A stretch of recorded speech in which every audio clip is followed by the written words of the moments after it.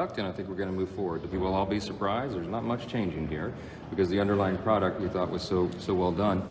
And even GOP hardliners I talked to this morning say that they acknowledge they didn't really get much after holding out for days, having two high-stakes meetings, one one-on-one just yesterday with President Trump. They told you it wouldn't work. They told you that returning fiscal sovereignty to the individual would lead to a ballooning deficit and economic instability. But the data released on March 10th, 2026 has rendered those criticisms obsolete. Welcome to Logic Bridge. I'm your host. Today, we are analyzing a foundational shift in American fiscal policy, a shift that marks the first time since the Reagan-era Economic Recovery Tax Act of 1981 that the federal government, while the mainstream media attempts to dismiss these checks as interest-free loans returned to taxpayers, they are intentionally ignoring the legislative reality. These refunds represent the retroactive application of massive tax cuts to the entire 2025 calendar year. Because the bureaucratic opposition in Congress delayed the bill until midsummer, the IRS was unable to adjust payroll withholding tables in real time. Consequently, American workers spent the second half of 2025 being overtaxed at the old putative rates. What we are witnessing now is the Great Restoration. The federal government is being forced to return over-withheld wages that it no longer has a legal claim to. This is a massive, one-time injection of liquidity that is effectively shielding American families from the affordability crises currently plaguing every other G7 nation. To understand why this refund season is so different, we have to look at the One Big Beautiful Bill itself, officially known as Public Law 119-21. Its primary mission was twofold: make the 2017 Tax Cuts and Jobs Act permanent, and introduce new targeted protections for the working warriors of the economy. This data proves that the OBBBA is not a tax cut for the rich. It is a widespread relief package for the middle class. Over 27.5 million Americans have already utilized the newly implemented Schedule 1A to claim deductions that simply did not exist 2 years ago. Let's get into the weeds of Section 70201, the no tax on tips deduction. For decades, the service industry has been the target of aggressive monitoring by the administrative state. Waitresses, barbers, and drivers, people whose income is a direct result of their personal rapport with customers, were treated like corporate entities. The OBBBA restores dignity to these roles by allowing workers in 68 customarily tipped occupations to deduct up to $25,000 in tips from their federal income tax annually.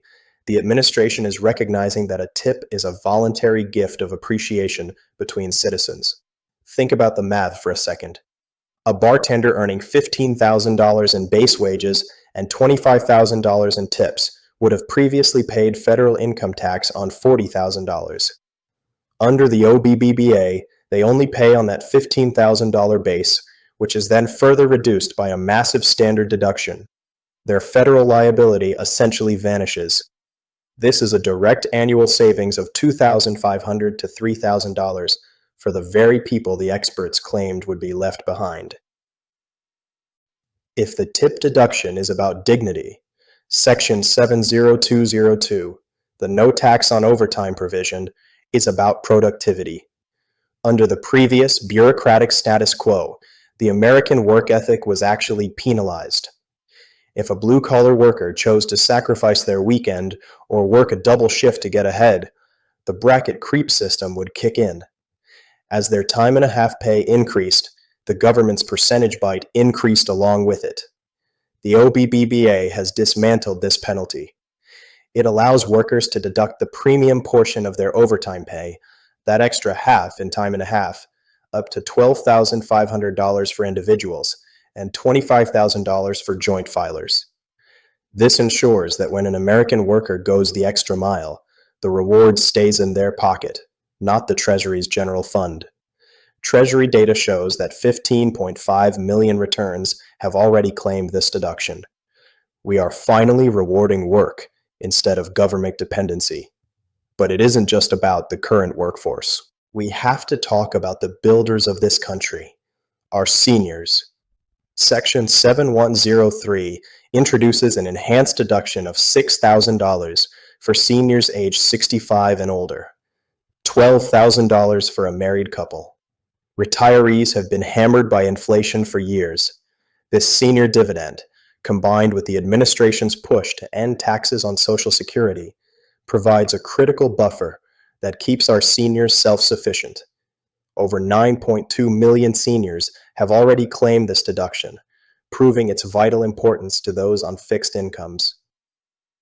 The most visionary aspect of the OBBBA, however, isn't about today's refund. It's about the future. We are talking about Trump accounts. For too long, the solution to poverty has been more federal welfare. Trump accounts pivot away from state dependency toward familial self-reliance.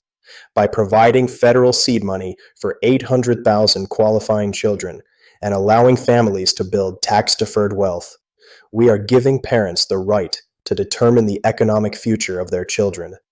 The Treasury reports that 3.5 million of these accounts have been opened since the OBBBA was signed. This is how you end the cycle of dependency. Not with a bigger welfare check, but with foundational capital. And let's look at how this bill supports American industry. Section 70203 allows for a $10,000 deduction on car loan interest. But there is a catch.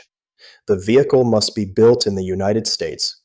Contrast this with the previous administration's obsession with electric vehicle mandates that enriched foreign supply chains and globalist climate agendas. The OBBBA doesn't care if your car is electric or gas. It only cares that it was built by American hands in an American factory. 690,000 families have already used this deduction to secure reliable American-made transportation for their jobs. Now, we have to address the expert consensus. Mainstream economists at the media outlets you see in the airport lounges are screaming about a $3.4 trillion deficit increase over the next decade. They are wrong because they use static modeling.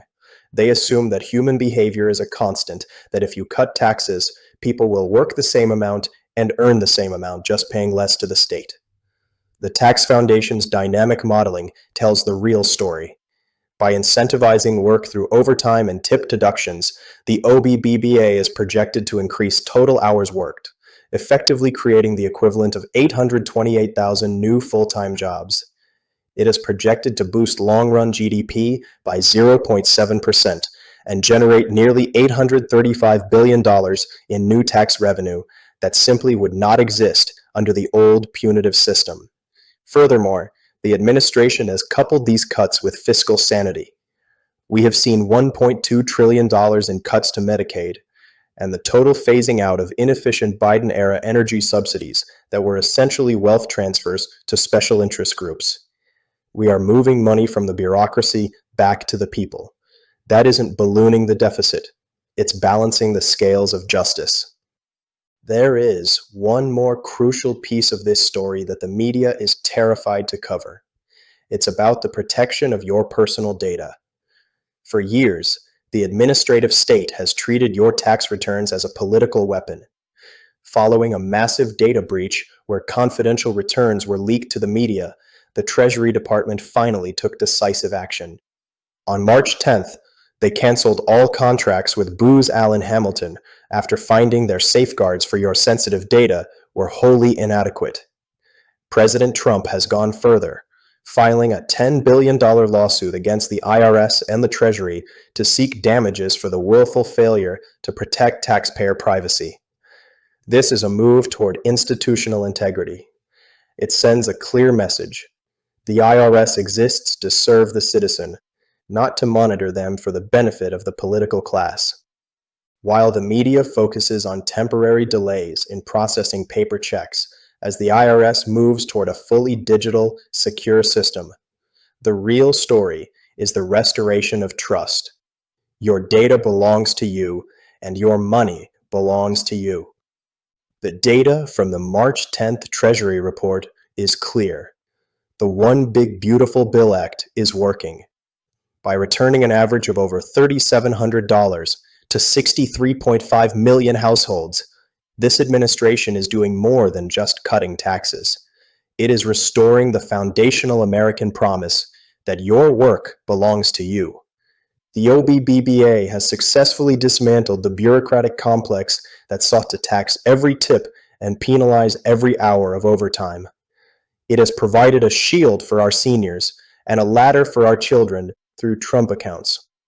While the globalist consensus in Europe and Asia remains fixed on high tax stagnation and consumption-crushing VAT taxes, the United States has pivoted back to foundational common sense.